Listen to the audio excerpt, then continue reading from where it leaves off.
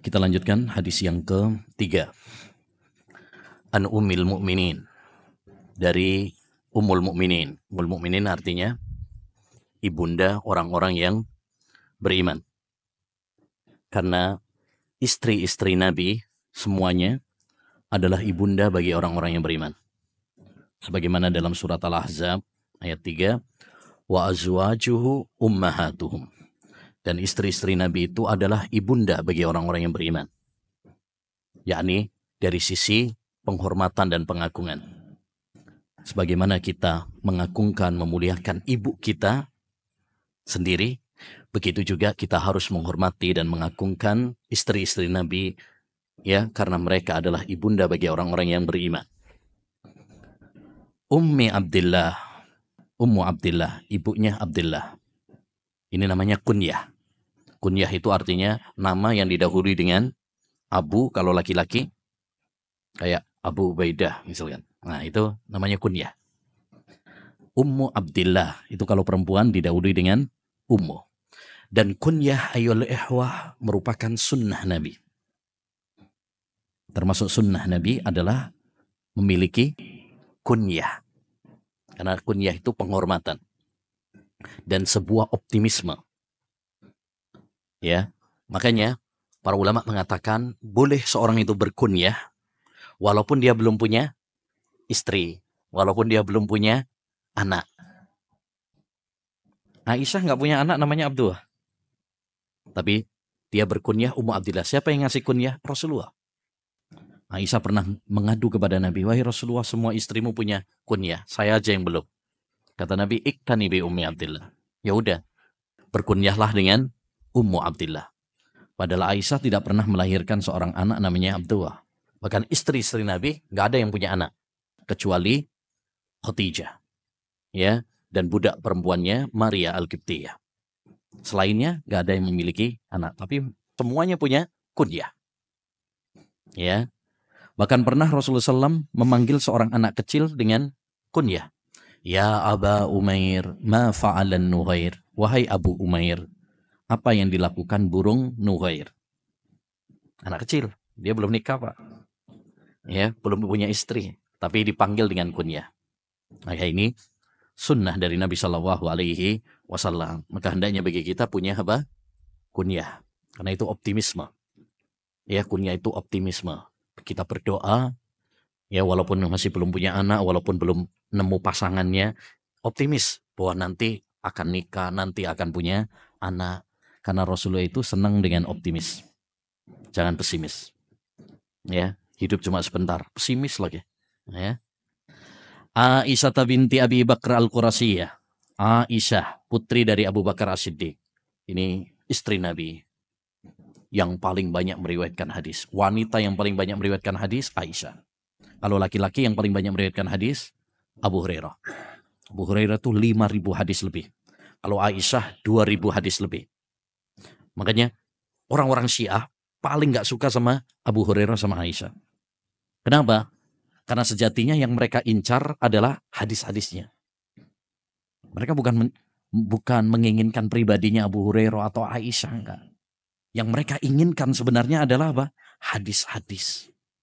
Karena kalau Abu Hurairah sudah dicela, Aisyah sudah dicela, berarti sudah 7.000 lebih hadis Nabi SAW yang dibentahkan. Ini kita harus waspada, hati-hati dari pemikiran Syiah, Rafidhah. Karena mereka adalah musuh Islam, musuh dalam selimut, orang-orang munafik, ya, yang sangat berbahaya. Humul aduwu fahdharuhum. Mereka adalah musuh bebuyutan, maka waspadalah kepada mereka. Taib. Aisyah, ini istri Nabi yang paling dicintai. Makanya pernah ada seorang sahabat, Abdullah bin Amr bin Al-As, pernah bertanya sama Nabi, wahai Rasulullah, man ahabbun nasi ilaih? Siapa manusia yang paling kamu cintai? Dengan tegas Nabi mengatakan, Aisyah.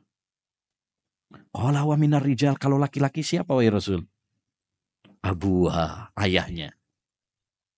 Ya, ayahnya, yaitu Abu Bakar As-Siddiq. Oleh karenanya, ikhwan, siapa yang mencela Aisyah, sejatinya mencela Rasulullah. Karena Aisyah itu orang yang paling dicintai oleh Rasulullah. Makanya orang-orang Syiah itu musuh-musuh Nabi Muhammad SAW. Ketika mereka menghujat Aisyah, melaknat Aisyah, mengkafirkan Aisyah, bahkan memvonis Aisyah sebagai penduduk neraka, pada hakikatnya adalah mencela Nabi Muhammad SAW. Ya, intinya kita harus waspada dari pemikiran Syiah, bentengi diri kita, bentengi keluarga kita, ya, karena mereka ini gerilya dalam senyap, diem-diem tapi pasti, ya. Baik dengan tulisan, buku-buku, website, pendidikan, ya, dengan kader-kader yang dikirim ke Iran dan lain sebagainya. Ya, dan ini tantangan terberat bagi kita di Indonesia ini, dua kelompok. Yang pertama Syiah, yang kedua liberal. Taib radhiyallahu anha, semoga Allah meridai keduanya. Ya, Aisyah dan juga bapaknya yaitu Abu Bakar As-Siddiq. Qalat, beliau mengatakan, qala Rasulullah sallallahu alaihi wasallam, Rasulullah SAW bersabda, man ahdasa fi amrina hadza ma laysa minhu fahuwa raddun. Barang siapa yang mengada-ngada sesuatu yang baru dalam agama ini, maka dia tertolak. Rawahul Bukhari wa Muslim. Hadis riwayat Bukhari dan Muslim. Wa fi riwayatin Muslim, dalam riwayat Muslim dengan lafaz man amila amalan laisa alaihi amruna fahuwa raddun. Siapa yang melakukan suatu amalan yang tidak ada contohnya dari kami, yaitu dari Nabi sallallahu alaihi wasallam, maka amalannya tertolak. Hadis ini setidaknya menunjukkan kepada kita dua faedah penting. Faedah yang pertama, hadis ini menunjukkan bahwa salah satu syarat diterimanya amal ibadah adalah harus sesuai dengan tuntunan Rasulullah. Makanya para ulama mengatakan syarat diterimanya amal ibadah itu dua. Pertama, ikhlas. Dan itu ditunjukkan oleh hadis yang pertama. Innamal a'malu bin niat. Syarat yang kedua, sesuai dengan tuntunan Rasulullah. Dan itu ditunjukkan dalam hadis Aisyah. Makanya dua hadis ini, hadis Umar dan hadis Aisyah, merupakan timbangan amal ibadah kita supaya diterima sama Allah. Kalau hadis Umar itu untuk timbangan amalan-amalan batin. Adapun hadis Aisyah ini itu untuk timbangan amalan-amalan yang zahir, yang nampak. Ya, jadi ini dua syarat diterimanya amal ibadah yang harus selalu kita perhatikan. Ketika kita beribadah, tanyakan pada diri kita. Satu, apakah kita ikhlas karena Allah Subhanahu wa Ta'ala? Yang kedua, tanyakan pada diri kita, amal ibadah yang saya lakukan ini, ada dalilnya kah? Ada tuntunannya dari Nabi SAW ataukah tidak? Ya, Allah Subhanahu wa Ta'ala menginginkan agar ibadah kita terbaik. Bukan yang paling banyak, tapi yang paling baik, berkualitas. Liyabluwakum ayyukum ahsanu amalah. Allah menguji kalian siapa yang paling baik amalnya. Allah tidak mengatakan siapa yang paling banyak. Karena yang paling penting itu adalah yang ikhlas dan sesuai tuntunan Rasulullah. Percuma banyak, tapi ternyata tidak ikhlas, tidak sesuai tuntunan Rasulullah. Karena itu hanya sia-sia. Tidak diterima oleh Allah Subhanahu wa Ta'ala. Perumpamaan orang yang tidak ikhlas dan orang yang beribadah tanpa tuntunan Rasulullah digambarkan oleh Imam Ibnul Qayyim seperti orang yang bepergian tapi mengisi tasnya, mengisi kopernya dengan kerikil dan batu-batuan.